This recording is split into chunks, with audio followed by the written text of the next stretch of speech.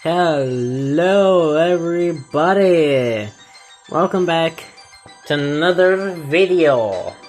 And today I'm actually gonna be I'm gonna be giving you guys the basics of my brand new region, which I call Ruler Lands for Pokemon region. So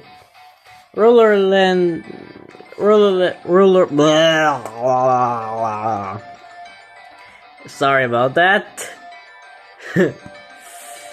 Anyways, as I was saying, Ruler Lands would be basically a region neighboring Kanto, which was recently founded by a group called, the Rulers,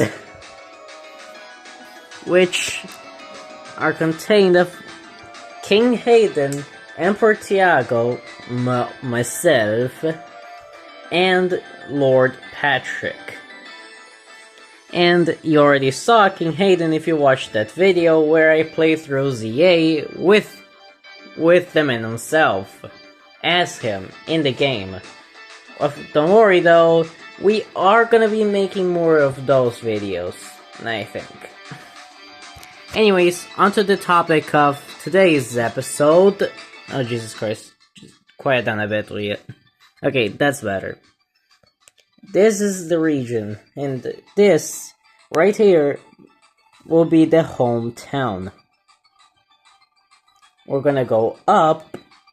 However, the sixth gym... The numbers in the cities are the number of the gem that's gonna happen when we come by here. Now the reason why gem number 1 isn't over here and instead is over in the neighboring town is because the 6th gem leader, which I'm gonna be introducing you guys soon, is out of town, as she is under official orders from the Pokemon League themselves to hunt down an evil team, one of the true evil teams that I'm gonna be introducing later, which are wreaking havoc. So, as a player will collect their starter, which by the way, I'm gonna show you right now the starters. Here are the starters. Uggy the water ugly duckling based off of character, which will be water flying actually. Fire Stick, which is the fire type and will be a fire... I think it was fire psychic type. And Tadtum, a frog grass type Pokemon, which would be, grass type, and is based off of Autumn, as well as a frog. Anyways, the player character, which is, ignore that, which is, anyways, the player character, which is this, player, unnamed. Female version has more hair. Not worth drawing. You would actually be, and will fight your rival, which you get to start as strongest to yours, of course. And the rival is actually unnamed as well. However, the default name is Jack. But it will be a nice callback to the good old times when you could actually name your character, your rival. So, yeah, and as you went along, you actually fought the gym leader one by one, going from 1 and 2. You would also start seeing some unusual activity from some of the evil teams in this region. However, once you got to town number 3, you got to team up together with the 3rd gym leader and a couple of the gym trainers, which would have actually betrayed the gym leader to join forces with one of the evil teams of this region to take both of you down at once. However, you are able to stop them, and when you go back and then you are able to have your battle against the gym leader. However, once you get out of the gym, you see that some of the grunts from one of the evil teams would actually be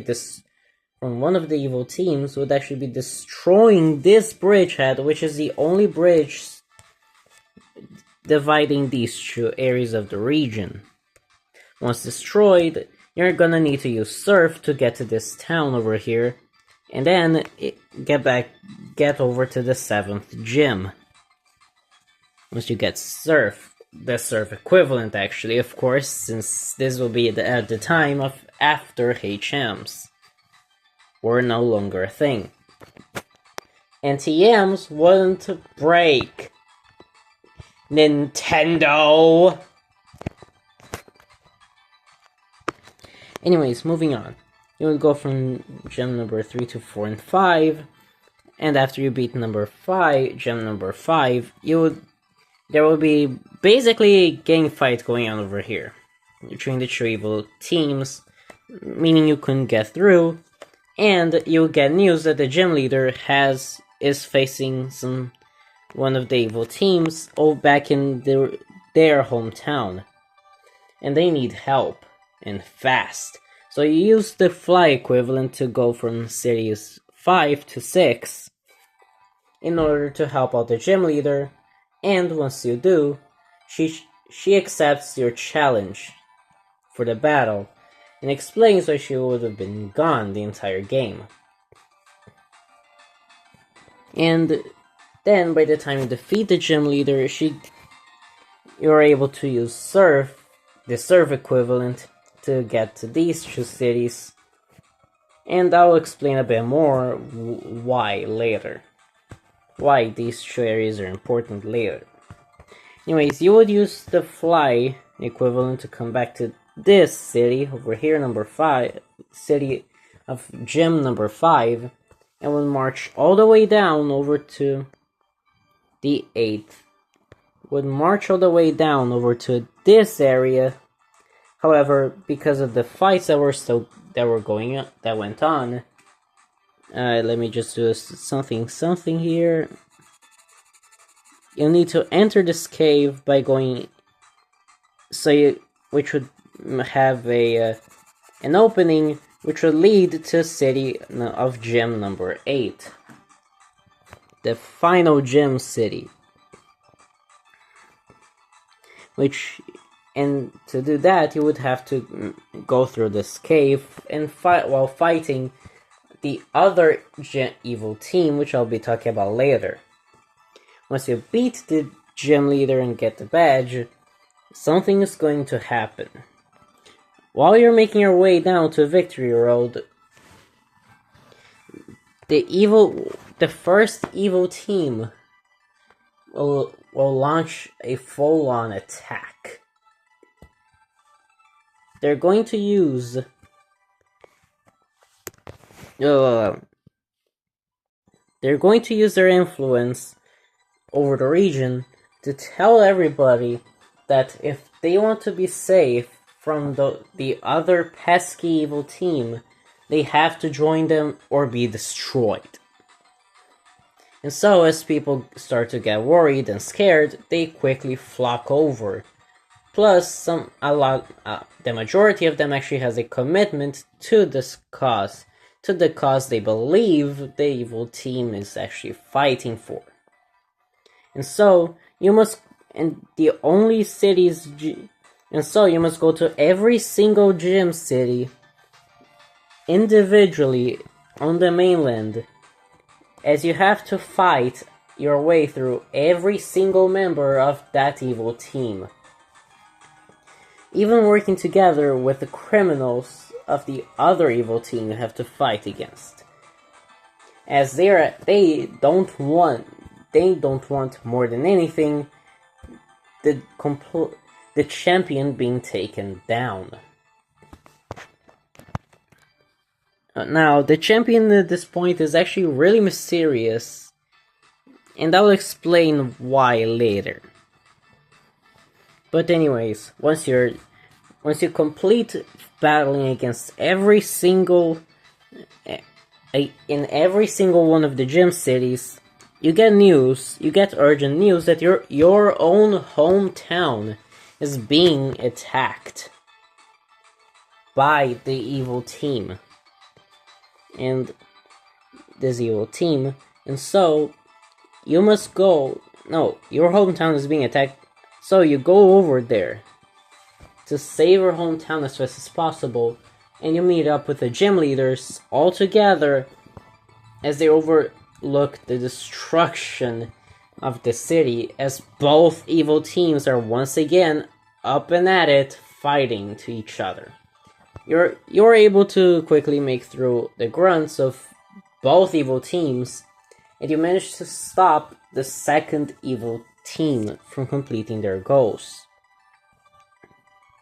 With the help, of course, from the 8th gym leader for some reason, who seems to have a bit of a rivalry with this evil team leader. However, you don't really get the time to ask yourself any more questions, because after the Pokemon League, you go. And when you finally get there, you realize that this is actually a tournament with every other trainer which completed the gym challenge. Of course, none of the gym leaders are involved. And so you have to battle through, and you have to battle through a couple of them, as you and your rival are the finalists. Once you beat your rival on the final city, on the final battle, you become champion. However, that raises a couple of questions. First of all, why is your rival the champion? And what was this tournament? Was it to decide the first champion? Well, no. Remember how I said that the other evil team wants to keep the champion the same? Yeah, there's already a champion and an Elite Four. So then what's the point of the tournament? Well, it's to decide who's actually strong enough to take on the Elite Four. And well, you get the choice to defend your position or to take up on the challenge of taking out the Elite Four and the true champion. Becoming said champion once you defeat them in battle. However, and both of these actually lead to very different endings. If you choose to stay in your title, you get a flash forward into the future. 1 year later, as the evil team leader, which had run away, comes back and beats the turn and battles you for title of champion of the tournament. You fight as best as you can, however, she defeats you, leaving her the open way for her to wreak havoc on the region, as she is actually able to become champion, leading to the bad ending. However, since that was a flash forward until 1 year in the future, when you do come back, you can still try to stop it in the post-game, since the post-game will still happen, as it's mostly seen as a dream, considering the bad ending happens 1 year after you become champion, while the post-game starts 1 day after. However, if you choose to take on the challenge, you get the good ending and the true ending as well, as you're able to defeat the Elite Four and champion, and you can start up the post-game without any real consequences for your actions. Not that you don't really deserve any consequences, however, this will still be better than the bad ending. And once again, the post-game begins 1 day after. Oh, and every time you return to the Elite Four, you can just completely skip over them and the former champion. However, and everyone in the region will treat you as a savior and as a champion. Whereas if you just become the leader, the champion of the tournament, they'll call you the champion of the tournament, but in Savior, but nothing else. It's not the champion that you would like. They just treat you as a savior, really. They don't really care about you becoming champion of the tournament. After all, you're not even the true champion of the league. But anyways, that's the basic of. Oh yeah, and while you're right before your finals, you get some news. You are actually stopped by the malicious, by the other evil team. I think I just spoiled it for you guys a bit. So yeah, the other evil team will stop you in your tracks, and as you have to battle every single one of their admins and boss if you want to even stand a chance to make it to the Elite Four without breaks. Okay, now, before the boss, there will be a break. However, the admins basically just block your way and fight you all at once. So, yeah. And that is how you actually defeat the second evil team. Now, I'm gonna move over to the gym leaders. First gym leader is the flying type gym leader, Patrick. As he is the flying type gym leader, I gave him the Skarmory Knight. I think that's what you call the Skarmory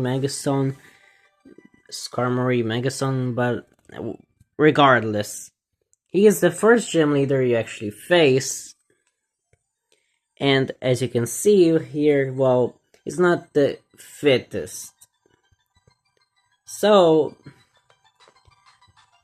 he does need this in order to fly himself, these wings slash jetpack, which you can see because it's obviously on his back, to fly around with this Pokemon, so as to keep his Pokemon still flying. Oh yeah, and he also has jet boots as well to help him fly.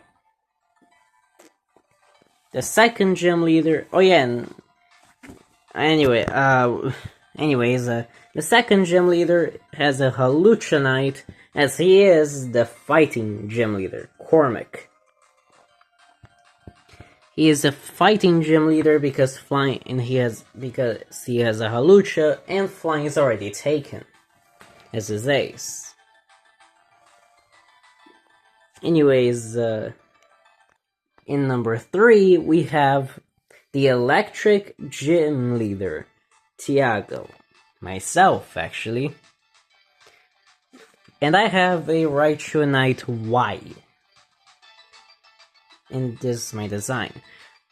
Yes, I do fight with you against the player against the evil team, one of the evil teams.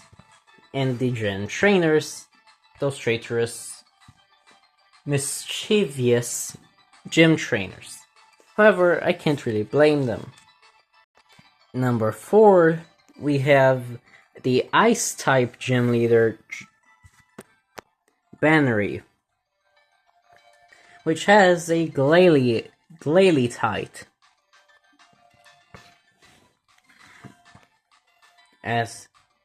And of course, as you could have probably already guessed, she has Glalie as her ace. And so, well,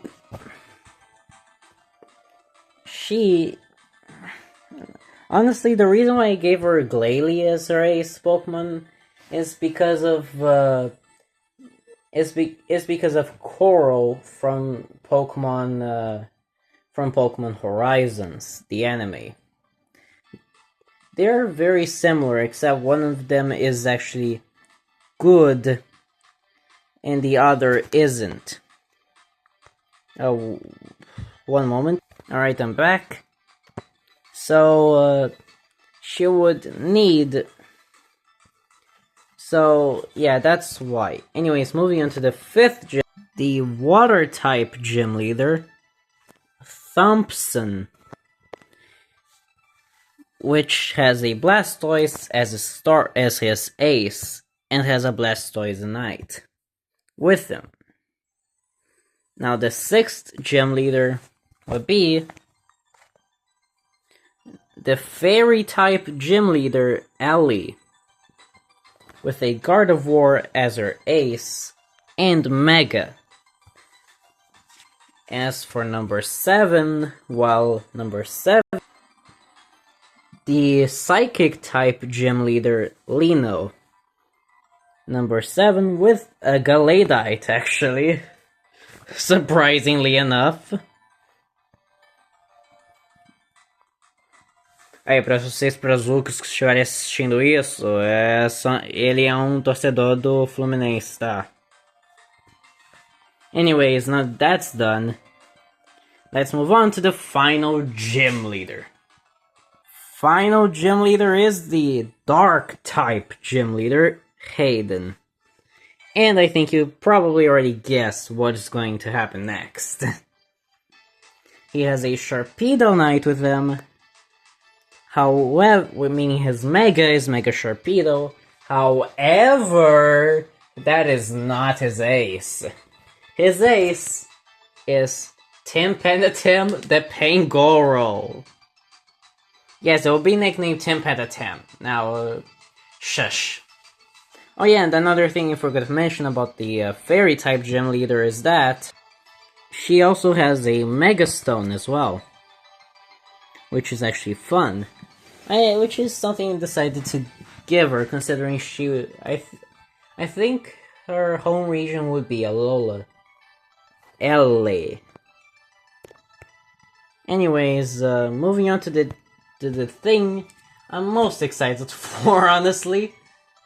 Oh yeah, and I think you pretty much found out by this point, but if you didn't, yes, the Elite Four are all gym leaders.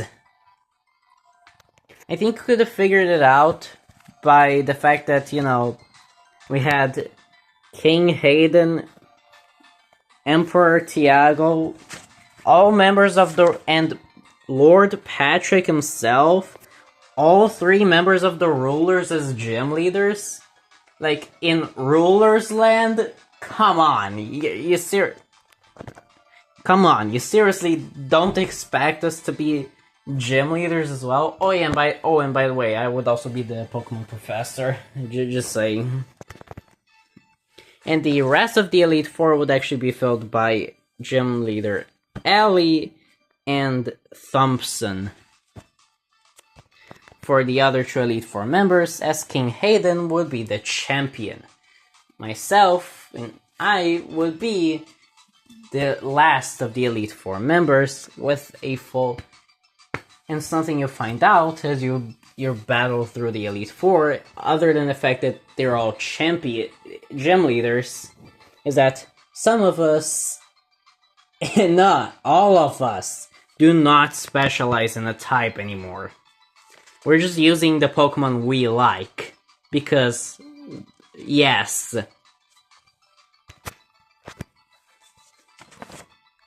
Now, let's go back to talking about the bad guys. Both evil teams. Let's start with the one I designed first. Team UFS. These are the grunts. And this is their logo. They're actually kind of inspired on MNJTV's Team Pixie Dust. And by the way, this song in the background is actually the fan-made theme for the fan-made Team Pixie Dust. Because Mikey is not Nintendo or Game Freak. And you can thank Perfect Storm for this beautiful background song. So, Team UFS, or In other words, Team United Fashion Stars. Team United Fashion Stars. And these are the admins. They all consist of they all consist of a hierarchy, as they actually own all of as after the mysterious disappearance of the CEOs of other company workers, Team UFS admins and executives and the true executives took over those companies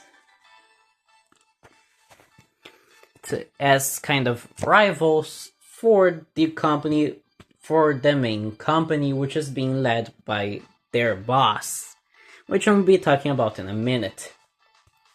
So, how this hierarchy works is that the admins, it's actually all explained in here.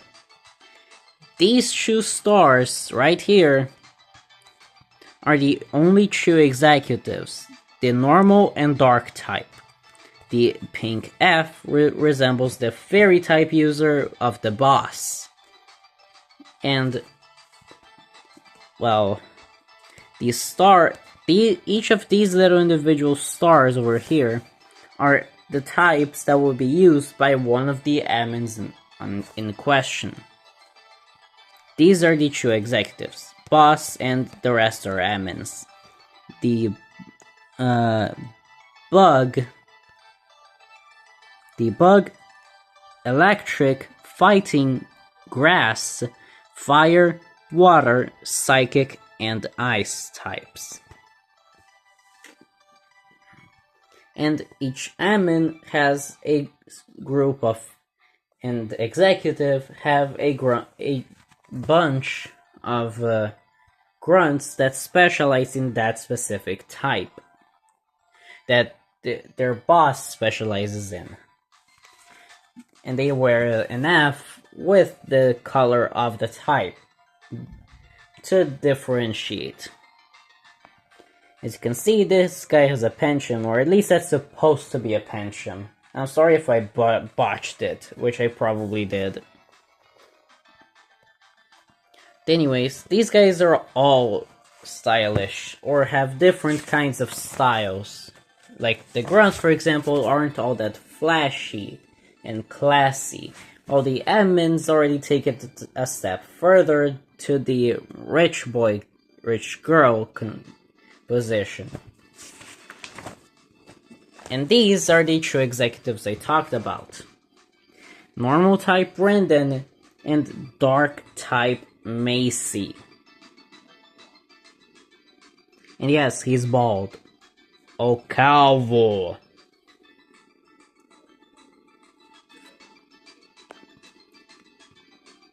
And yes, they are gonna be the true toughest members of the organization aside from the boss for you to deal with. And speaking of the boss, here she is. Team UFS leader, Shala. And yes, I know, it's literally just Shayla from Team Pixie Dust, but with an U instead of a Y. You do not need to tell me. I told you before I took inspiration on Team Pixie Dust for this one. So, what are their motives? Or at least what is Shayla's motive? Well, I'll tell you right now, actually.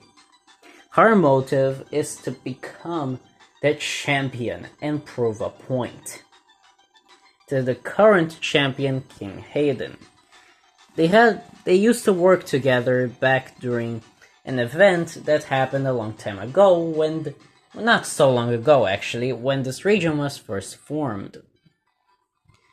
Which is the ruler's land. And the event was actually a war against the local wild Pokemon, as they were way too aggressive to newcomers. And so, after this war, you can probably already guess what happened next. Ego crisis, as she wants to be the one to lead everything. Well, he says, hell nah, we founded this land. You joined us in defending it. You can still keep a part of, you can still be one of the Elite Four. However, that's as high as you go.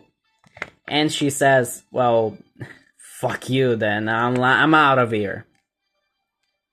And left to form her, and, well, she went back to her evil team, as actually, this isn't when she first formed her team. However, their true goal is to actually take over the world, but, as I said before, ego crisis meant she wouldn't let go, so she wanted to prove a point before world domination, which is what ended up causing her defeat. In the post-game though, once you actually catch up to her, she'll have an even stronger team than before. Now, what about the other evil team? Well, I introduce to you TRM. Team Rulers Militia. These are the grunts. They have a variety of the clothes, with each of the colors of the rulers on the masks. The grunts are never allowed to have a mask of just one color of the rulers. And these guys, well, they have ulterior, they claim to be fans of the rulers, or I guess it's a militia for the rulers. However, honestly, these morons just want to wreak as much chaos as possible while having the authority given to them by the rulers, unquotes, because no. It's actually these morons, these idiots, these knuckleheads that actually allow Team UFS to gain popularity. And they are the main reason why so many people flock over to them when they started their hostile takeover of the region. Of course, they can be useful, like in attempting to destroy the Team UFS, which is also just as much of a headache for the rulers as they are. However, they can be a serious problem at times, since they bring down the reputation of the rulers in the region. And well, if you're not popular with the people, well, I just told you what happens. They look for someone more reliable and trustworthy.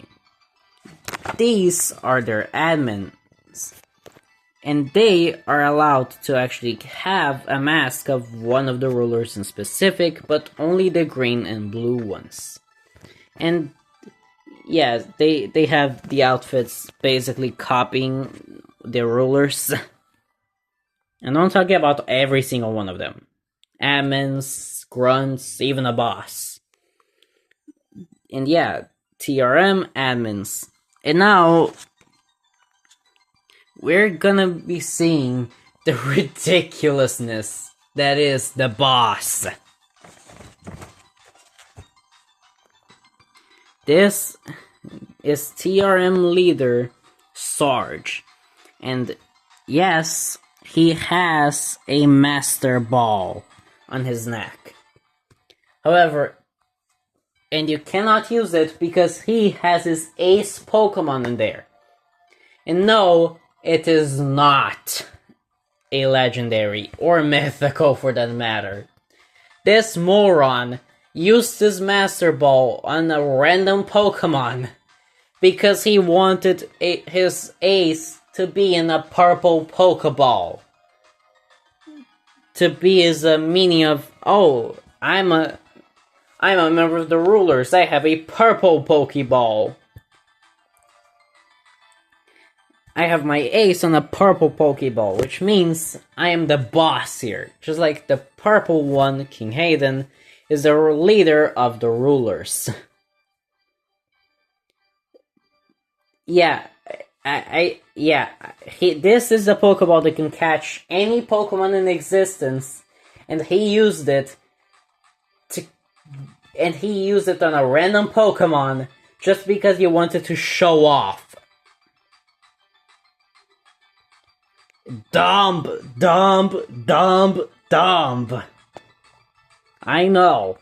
It's not just that either. The rest of his Pokeballs are green Pokeballs, green Safari Balls, or blue Water Balls, Sea Balls. And again, it's because he wants to show off that he is the rulers. Yeah, that's right. This idiot went that far to just pretend.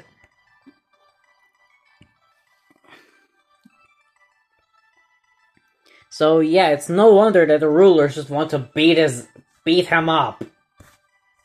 And he's considered an evil criminal terrorist organization, the terrorist.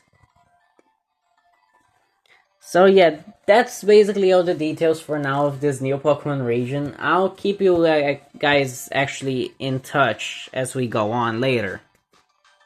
Alright, that's it for this video. See ya!